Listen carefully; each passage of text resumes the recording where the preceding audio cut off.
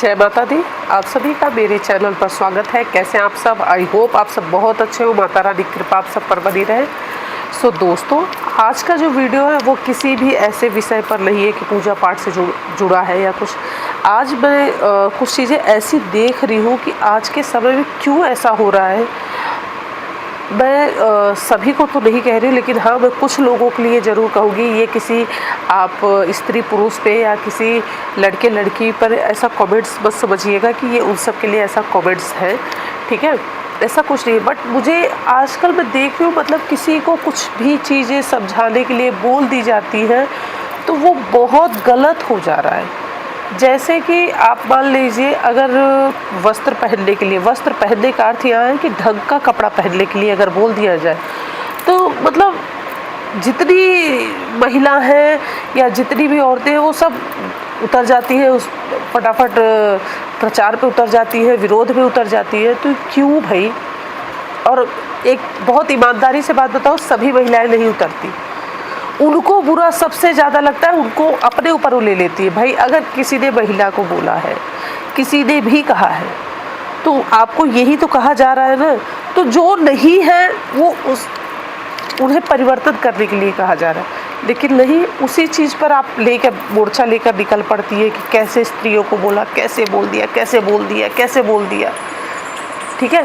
तो ऐसा बिल्कुल विचार मत लेकर उतरिए और हर एक चीज़ को गलत कहना सीखिए, सही को सही कहना सीखिए। मैं ये नहीं कह रही हूँ पुरुष में सब सही है, ठीक है? कुछ को मैंने देखा है कि अत्यधिक सम्मान करते हैं स्त्रियों का, कुछ है नहीं करते। तो आप अपने ही, मैं माँओं से ये प्रार्थना करती हूँ कि अपने बेटों को भी सिखाएं और बेटियों को भी सिखाएं, केवल बेटे को नहीं, बेटियों को भी सिखाएं। भाई बहन एक दूसरे को समझे, जाने। यदि आप किसी से भी बाहर दोस्ती यारी कर रही हैं तो उस चीज़ का भी ध्यान रखें, जांचें परखें। अगर आपके माता पिता आपको किसी भी चीज़ के लिए टोक रहे हैं तो थोड़ा सा रुक कर सोचिए कि आप एक मोबाइल फ़ोन भी खरीदते हैं तो उसके लिए आप कितना सेफ्टी पॉइंट लेकर चलते हैं। तो इस चीज़ के लिए कहा जाता है। अगर वस्त्र को ढंग से पहनने के लिए या आपको सेफ्टी से आने जाने के लिए कहा जा रहा है, या जिसके साथ आप पूरा जीवन बिताने जा रहे हैं उसके लिए कहा जाता है कि थोड़ा सा जांच परख लीजिए, थोड़ा सा अपने अंदर धैर्यता रखिए, थोड़ा सा अपने अंदर इतना साहस रखिए, कि इतनी बुद्धिमानी रखिए कि हर एक चीज़ का सामना आप कर सको। ऐसा नहीं है कि आपको दबाया जा रहा है, रोका जा रहा है, बिल्कुल नहीं, ऐसा कहीं नहीं है। समाज में हाँ, कुछ लोगों के यहाँ हो रहा है, कुछ जन करते हैं कि स्त्रियों को आगे नहीं बढ़ने दे रहे, तो कुछ जगह ऐसा है कि पुरुषों के लिए भी वही समस्या बनी हुई है। तो आज के समय में कोई किसी से कम नहीं है, तो हर बात पे नारी शक्ति का मोर्चा लेकर निकलने की आवश्यकता नहीं है।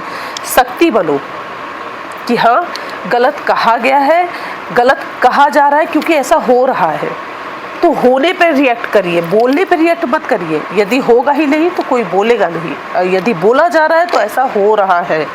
और ये स्त्री पुरुष दोनों के लिए है, किसी एक के लिए नहीं हो रहा है। तो इस बात का ध्यान रखें। दूसरा, मैंने देखा है कि मतलब कहीं पे भी अगर मना है कि हाँ, स्त्रियों को पूजा पाठ नहीं करने चाहिए, स्त्री यहाँ नहीं आ सकती, तो वहाँ पे भी मोर्चा आंदोलन शुरू हो जाता है, क्यों नहीं जा सकते हम? अरे इतने भगवान हैं, इतनी देवियां हैं, सबकी पूजा आपने कर ली कि अब आपको वहीं पर पूजा करना रह गया है? अब आप वही पूजा पाठ करेंगी? कुछ चीज़ों की धर्म और मर्यादा रखिए।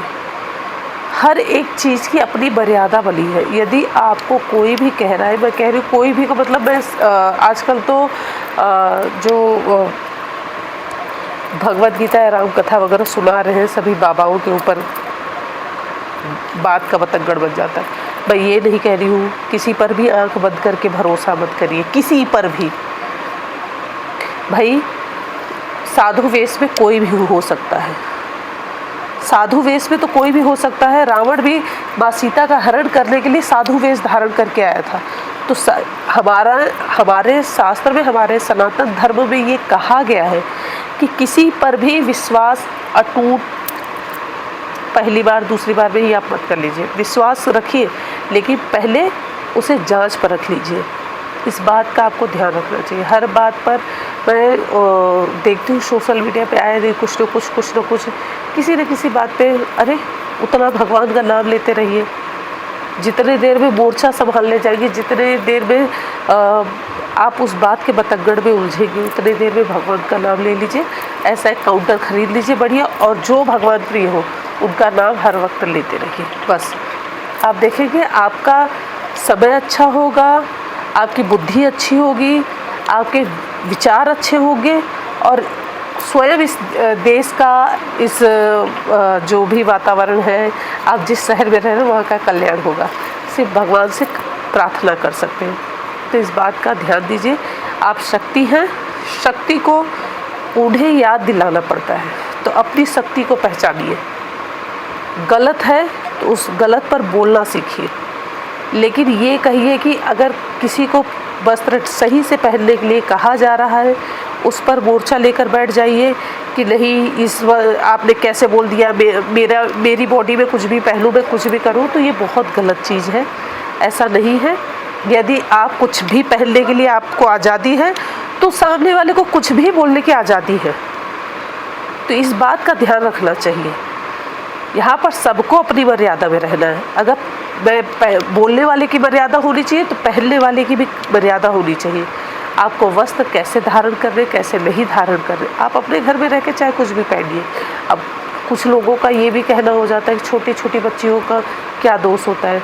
तो मैंने क्या कहा, अगर दरिद्र पुरुषों में है तो दरिद्रगी हमारी स्त्रियों में भी कुछ ऐसी महिलाएं हैं जो वो भी दरिद्रगी पे उतर जाती हैं।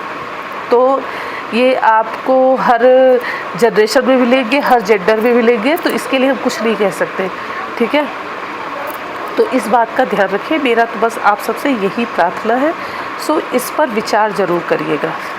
आशा करती हूँ कि ये वीडियो आप लोगों को ज़रूर पसंद आएगा। तो हम मिलेंगे नेक्स्ट वीडियो में, तब तक के लिए जय माता दी।